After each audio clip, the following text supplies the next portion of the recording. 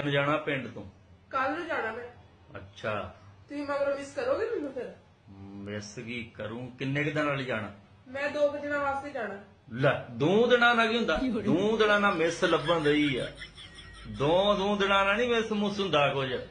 ਜਿਹੜਾ ਇੱਥੇ ਘਰ 'ਚ ਤੁਸੀਂ ਬਾਘਾਂ ਟੜਦੀਆਂ ਜੇ, ਬਾਹ ਕਰਦੀਆਂ ਫਿਰਦੀਆਂ ਜੇ, ਸਾਲਾ ਹਫਤਾ ਤੇ ਉਹ ਆਵਾਜ਼ਾਂ ਗੂੰਜਦੀਆਂ ਰਹਿੰਦੀਆਂ ਘਰ 'ਚ। ਬੰਦਾ ਬੁੜਕ ਉੱਠਦਾ, ਯਕੀਨ ਹੀ ਨਹੀਂ ਹੁੰਦਾ ਵੀ ਗਈ ਕਿ ਨਹੀਂ ਗਈ।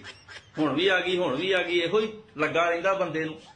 ਜਿੰਨਾ ਤੁਸੀਂ ਲਹੂ ਪੀਂਦੀਆਂ ਜੇ, 2 ਮਹੀਨੇ ਚਾਹੀਦੇ ਪੂਰਾ ਹੋਣ 'ਚੋਂ। 2 ਮਹੀਨਿਆਂ 'ਚ ਲਹੂ ਪੂਰਾ ਹੁੰਦਾ ਸਾਡਾ, ਜਿੰਨਾ ਤੁਸੀਂ ਲਹੂ ਪੀ ਕੇ ਜਾਂਦੀਆਂ ਜੇ। 2 ਮਹੀਨੇ ਤੇ ਲਾ ਕੇ ਆ। ਜਾ ਦਫਾ ਹੋ, ਹੁਣ ਨੀ ਮੈਂ ਮੁੜਦੀ 2 ਮਹੀਨੇ। ਲੈ ਮੁੜਦੀ ਨੀ, ਏਡਾ ਕੀ ਤੈਨੂੰ ਗੁੱਸਾ ਕਰਨ ਵਾਲੀ ਨਹੀਂ ਗੱਲ। ਵੈਸੇ ਕਰਦੇ ਮਿਸ ਅਸੀਂ ਤੁਹਾਨੂੰ ਜਦੋਂ ਤੁਸੀਂ ਜਾਂਦੀਆਂ ਜੇ ਪੇਕੇ। ਆ ਜਿਹੜਾ ਤੁਸੀਂ ਲਹੂ ਪੀਂਦੀਆਂ ਜੇ, ਜਦੋਂ ਸਾਡਾ ਵੱਧ ਜਾਂਦਾ ਜ਼ਿਆਦਾ, ਖੂਨ ਵੱਧ ਜਾਂਦਾ, ਫਿਰ ਲਹੂ ਪੀਣੀਆਂ ਜੋਕਾਂ ਨੂੰ ਮਿਸ ਕਰਦੇ ਅਸੀਂ।